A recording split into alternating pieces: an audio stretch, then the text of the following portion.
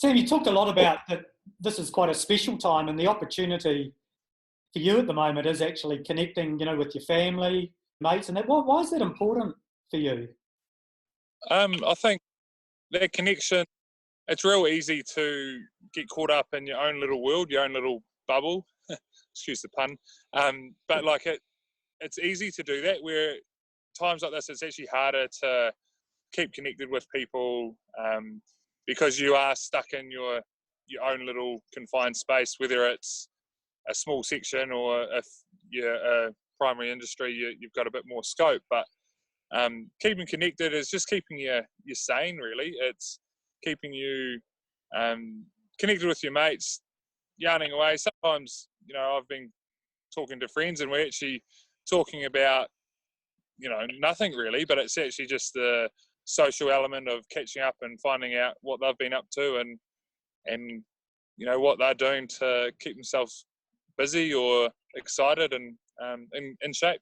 Sam, just with the importance of, particularly if people are finding it a bit tough at the moment, what's being a good listener for you? What do you think about some of the skills about being a good listener?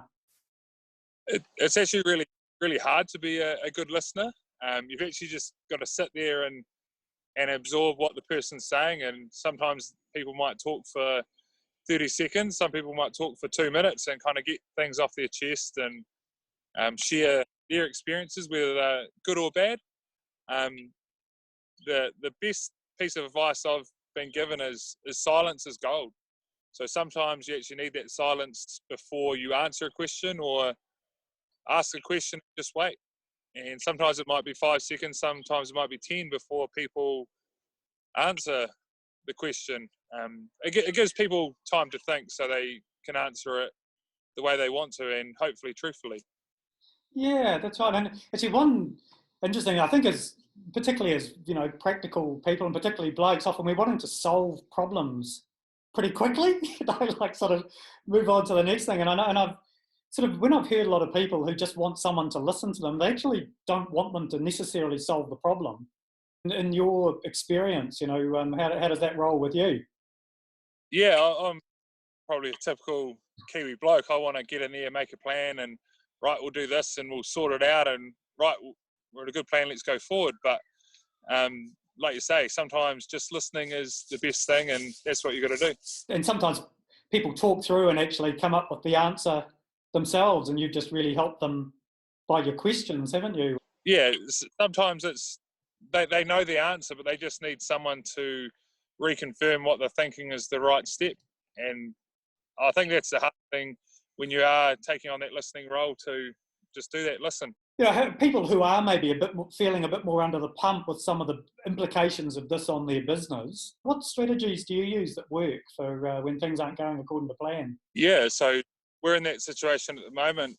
The NZRU will announce what's going on with the players soon, but we're all facing that as well with our jobs. So the biggest thing we can do is use our time wisely.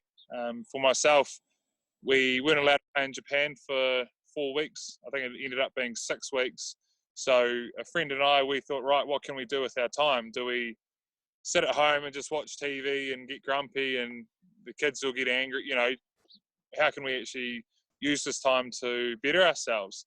So we've actually started our level 2 coaching course. Not saying that we want to be coaches in the future, but it just means that if we are asked to go down and referee our children's rugby game, whether it's Ripper or under 10s, or even help out coaching, you can apply some of those principles. And that's one thing that we did to try make a positive out of the negative. Do you find actually doing that, staying connected and talking through some ideas like that was helpful for you? Yeah, it was great.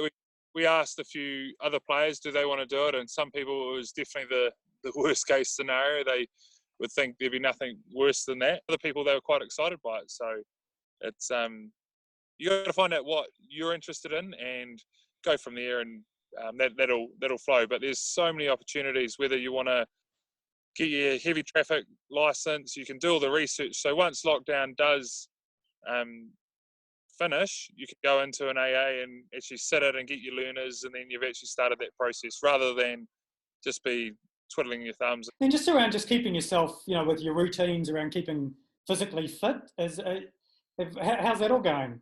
Yeah, keeping myself fit was very interesting when I first got here to the farm.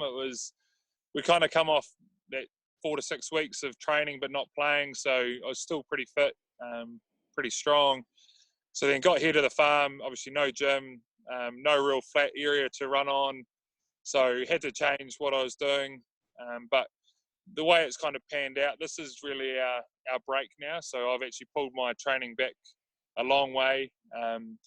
I found a few things in the old shed, and I'm pretty much made my own home gym. It's all a bit rickety and a little bit dodgy, but it seems to give me an opportunity to at least do as much as I can, and then hopefully once we do get back into the rugby season, whenever that is, I'm ready to go. I'm not too far behind the eight ball.